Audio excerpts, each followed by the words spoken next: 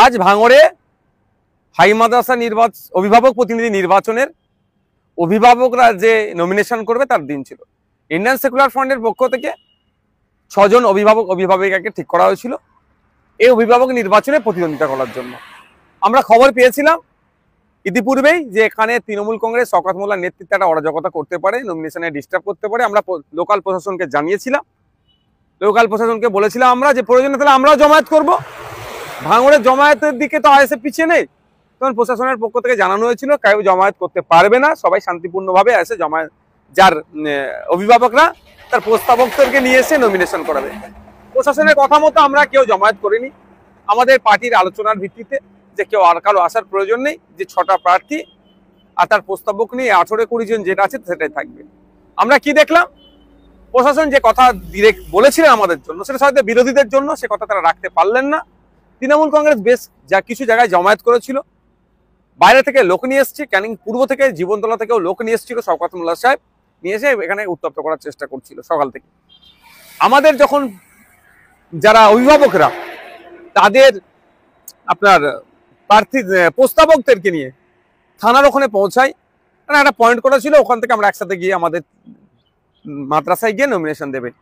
আমরা ভিডিও দেখতে পেলাম, আমাদের কাছে ফুটেজও আছে। থানার মধ্যে থেকে তৃণমূল কংগ্রেসের আহসান মোল্লার নেতৃত্বে, যে আহসান মোল্লা শওকত মোল্লার ঘনিষ্ঠ, তাদেরকে টেনে বার করে নিয়ে যে মারধর করার পরে প্রশাসন সবাইকে যাদের আক্রান্ত হয়েছে, যারা থানার মধ্যে ছিল, থানার কম্পাউন্ডের মধ্যে ছিল, তাদেরকে বার করে দিল, মারধর করেছে, মহিলারাও বাদ যায়নি। প্রশাসন বললেন যে কাউকে জামায়াত করতে দেব না, নিশ্চিন্তে থাকো।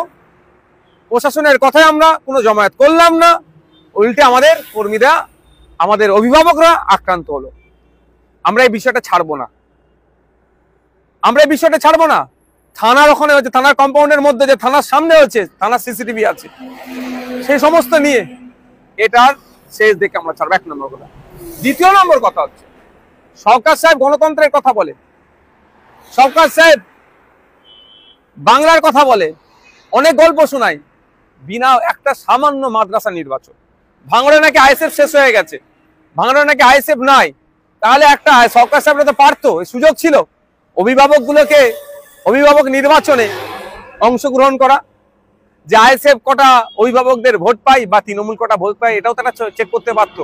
যদি আইএসএফ শেষই হয়ে যেত তাহলে আমাদেরকে ডিস্টার্ব করতো না।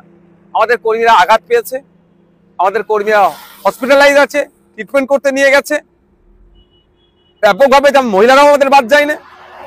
কিন্তু এর জবাব আমরা দেবো, এটা আমরা ছাড়বো না গণতান্ত্রিক প্রক্রিয়াতে। আমরা প্রশাসন আজকে যে আচরণ করেছে, তাহলে আগামী দিনে প্রশাসনের কতটা ভরসা সাধারণ মানুষ করবে, প্রশ্ন থেকে যাচ্ছে। এবার আসা গেল শওকত মোল্লা সাহেব এখন একটা বোম মেরেছে, আইএসএফ এর নামে দোষ দিয়ে দিচ্ছে। আমরা ভুলে যাচ্ছি না, 1 মাস অতিবাহিত হয়নি, রাজ্জাক খাকে যখন খুন করেছিল, সে স্পটে দাঁড়িয়ে শওকত সাহেবকে বলেছিল আইএসএফ এর কাজ, নওশাদ সিদ্দিকীদের কাজ। আর গ্রেফতার কে হলো? শওকত ঘনিষ্ঠ মুফাজ্জল থেকে শুরু করে তৃণমূলের একাধিক নেতারা গ্রেফতার হলো। এক্ষেত্রেও পুলিশ যদি সঠিক তদন্ত করে কারা বোমাবাজি করেছে, কারা ভাঙড়কে উত্তপ্ত করার চেষ্টা করছে, তাহলে দেখা যাবে শওকত সাহেবের ঘনিষ্ঠ লোক অ্যারেস্ট হচ্ছে, গ্রেফতার হচ্ছে বোমাবাজির কারণে। শওকত সাহেব দ্বারা যখন গণতন্ত্র আক্রান্ত বিপন্ন, সেই সময় শওকত সাহেব দেখছেন একটা বোমাবাজি করিয়ে দিয়ে আইএসএফ এর নামে দোষটা চাপিয়ে দেবো। বাংলার মানুষও বুঝতে পারছে, ভাঙড়ের মানুষও বুঝতে পারছে ভাঙড়ে কে অশান্তি করছে এবং নটোরিয়াস ক্রিমিনাল সার্টিফিকেট কার আছে আর কে বোমবাদী, এই সার্টিফিকেট মমতা ব্যানার্জি দিয়েছে। তবে এই নোংরামি, এই অরাজকতা, এই অগণতান্ত্রিক পরিবেশ বেশি দিন আর নয়। এটা শুধু ভাঙড় থেকে নয়, বাংলা থেকে আমরা নির্মূল করব।